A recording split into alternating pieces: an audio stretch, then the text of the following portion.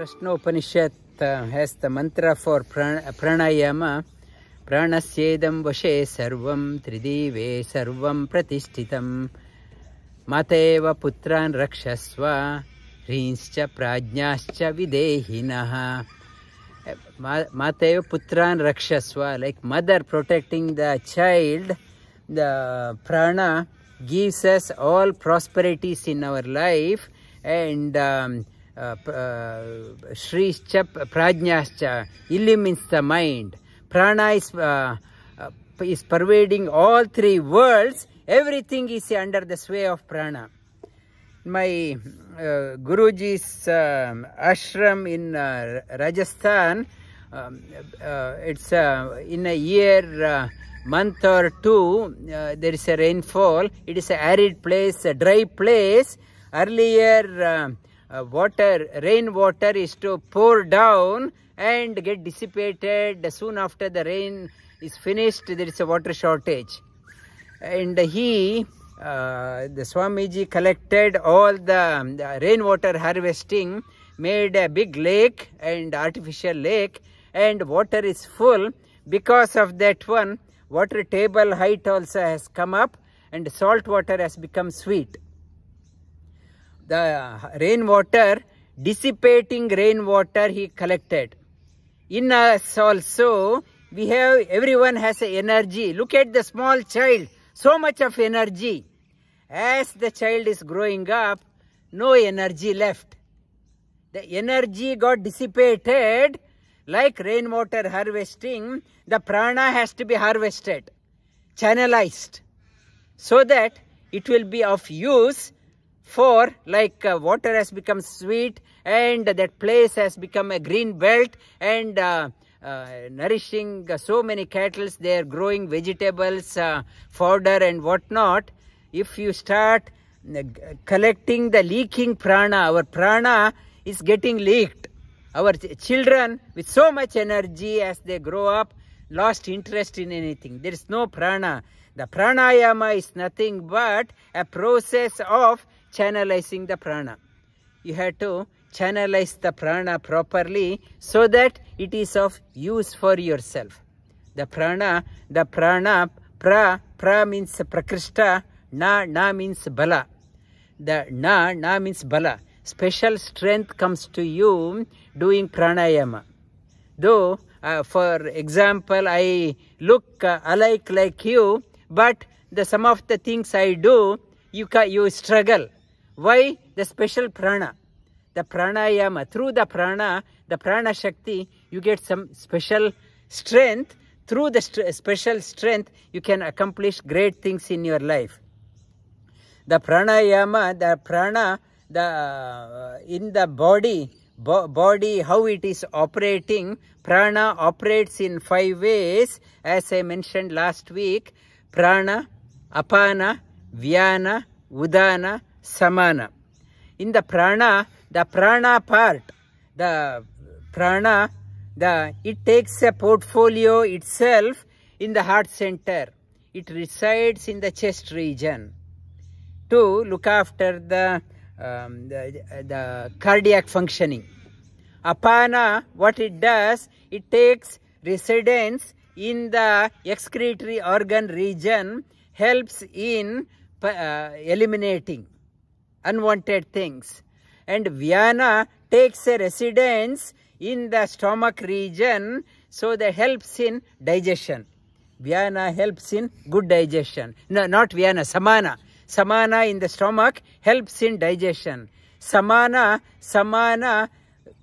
covers whole body, and it helps in distribution of nutrients in the body. Udana resides in our throat and makes us to stand up, makes us to achieve higher things in our life through udana prana.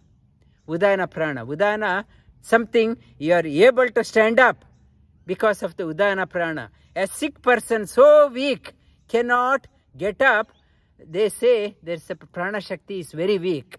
That is, udana prana has gone down. Because of that person is not able to stand up. The prana is stations itself does the various functions. Like prana, the prana and apana in Bhagavad Gita, Shri Krishna talks about aham, vaishvanaro, bhutva, praninam, deham, ashritah, pranapana-samayuktah, pachamy, annam, chatur-vidham. This prana, he is saying that I am residing in everyone as a Vaishvanara. Prana makes you, he is telling all of us, makes you to digest what you have eaten, Vaishvanara prana. That prana is there in the, when you put the kettle pot on the stove and put water in that one, turn on the stove, the water starts moving. Because of the prana, there is a movement. In the pan, you start seeing the water moving. That movement, it's a prana because of the prana. Movement, that fire to heat up, that prana is called as Pranagni. This, because of this prana, all galaxies, all planets and solar system, everything is in motion. That is called as Maha Prana. One is Maha Prana, and in the here Vaishvanara prana. In the pot for heating, it is called as it's a Pranagni. 3 types of prana, and we are able to move our hands, limbs because of the prana. A dead person cannot move because there is no prana. The pranapana-samayuktah, for a healthy person, upward flow and downward flow must be in balance. Upward energy is called as prana. Downward energy is called as apana. In the body, 2 things should be together, upward flow and downward flow. This earth is in position because of prana and apana. Because of that, it is held together.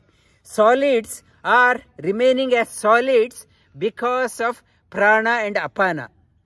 If the prana is upward flowing energy, apana is a downward flowing energy. Something, the downward flowing energy holds things together. And if liquid is remaining as liquid because of the prana and apana, it keeps that one upward and downward flowing energy in balance. For example, now the mango season is getting over. Mango inside endocarp, the hard shell inside that one kernel is there. Hard shell, if you feel, it is so hard. You can't with a nail, you can't pierce through. It's so hard, but the kernel from within, it starts sprouting out and breaking the endocarp and comes out.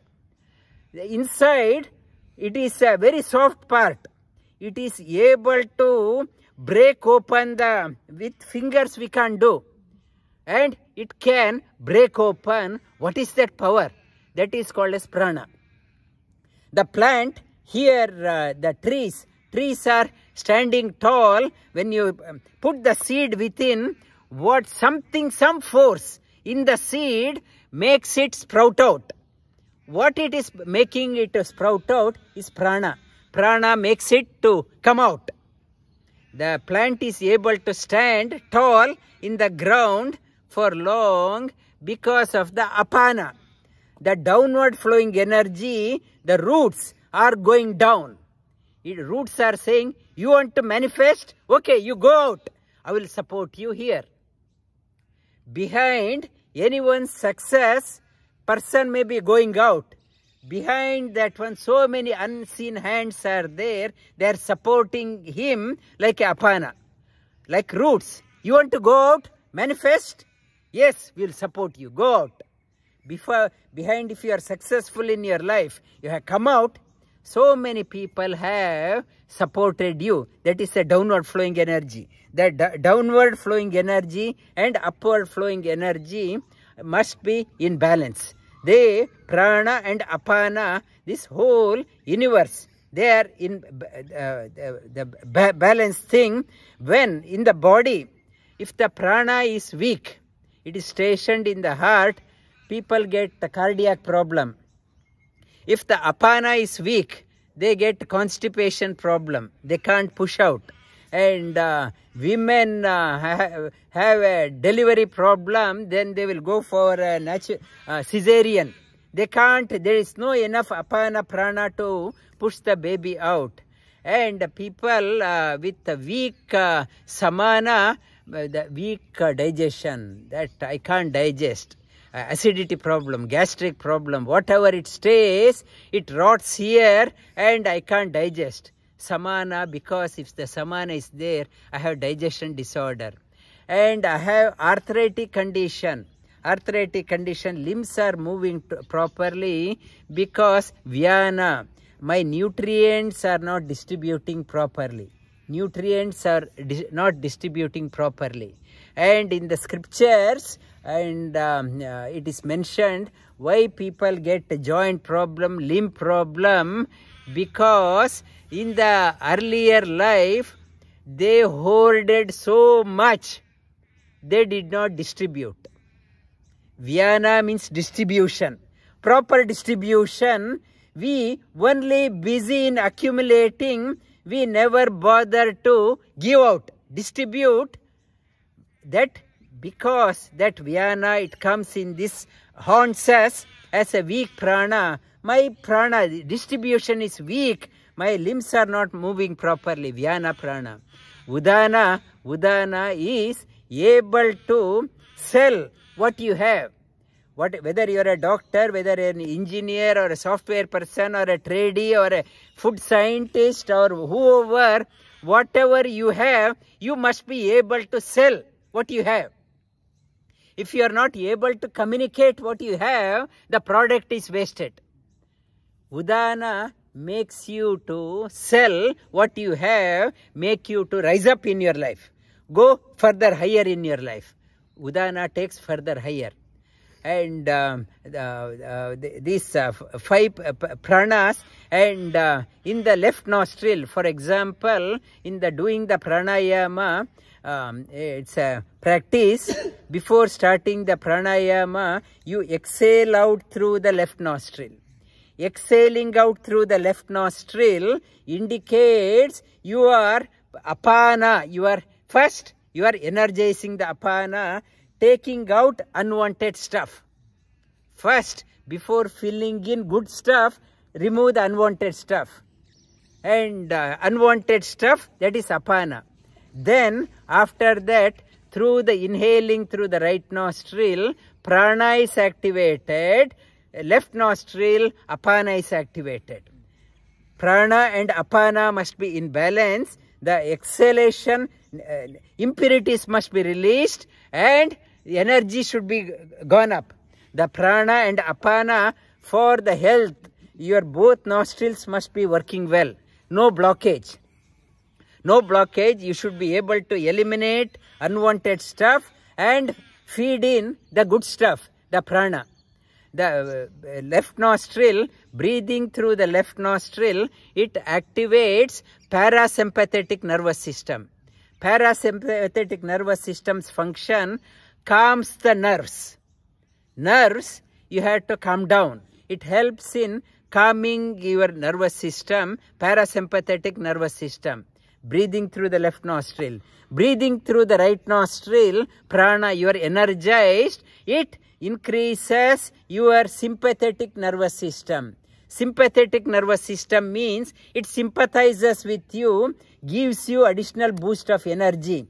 For example, you are walking in the dark and the dog is barking and chasing at you. You need additional boost of energy. You get sympathetic nervous system. Your right nostril is active. Boost of energy, you start running. Sympathetic nervous system.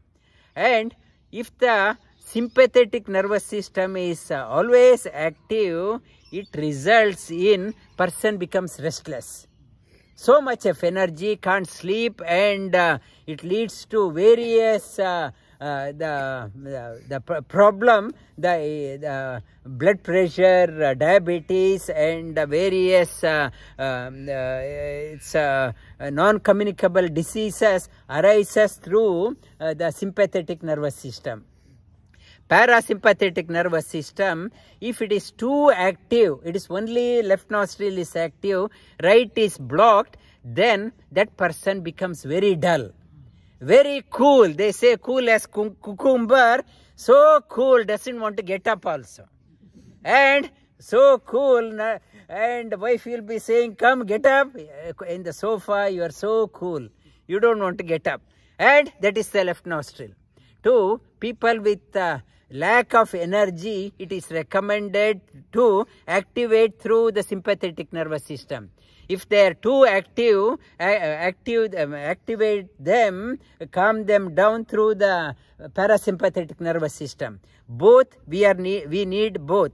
The left nostril, if the left nostril, if your breathing is breathing through the left nostril, it only through that one, it activates your right brain and activates your emotional personality. Emotional personality, you become very emotional in life. Some students come to me for small things, starts crying. They're so emotional, heart oriented. And right nostril breathing and through the sympathetic nervous system, if it is too active, that person becomes activates your left brain, head oriented person, becomes very rational thinking. We need both. Heart oriented personality we need, devotion comes out of heart oriented. Knowledge comes through head oriented personality. We need jnana and bhakti. We need both. Without bhakti, knowledge becomes a nightmare for others also. Only arguing, there is no devotion. Devotion makes the knowledge enriched. Both need to be there, the jnana and bhakti. When they are combined together, jnana and bhakti are combining together is also called as hatha yoga. And when hatha yoga is established, your sushumna nadi, central nadi is awakened, it is called as vairagya. Vairagya means viraga.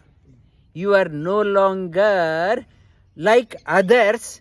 You are not just chasing ordinary silly desires in your life.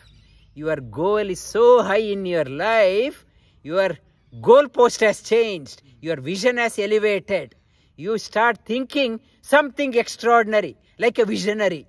You become like a visionary. You lay the road for others to follow. That vairagya has to dawn.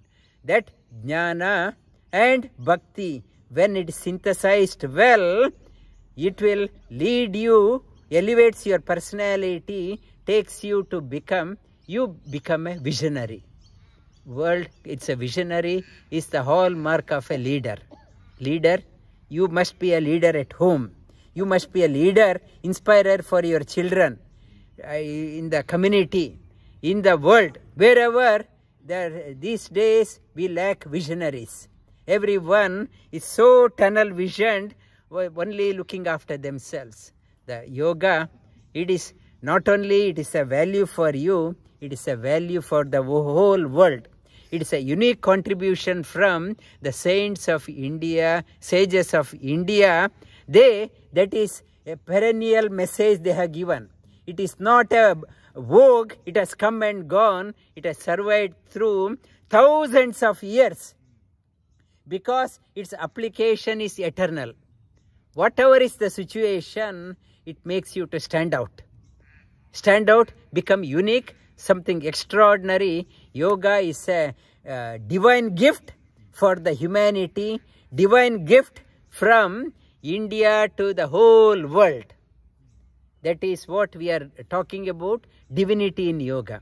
That it's a divine gift. It's a hatha yoga is divine, yoga is divine, helps in unfolding your personality to the new level.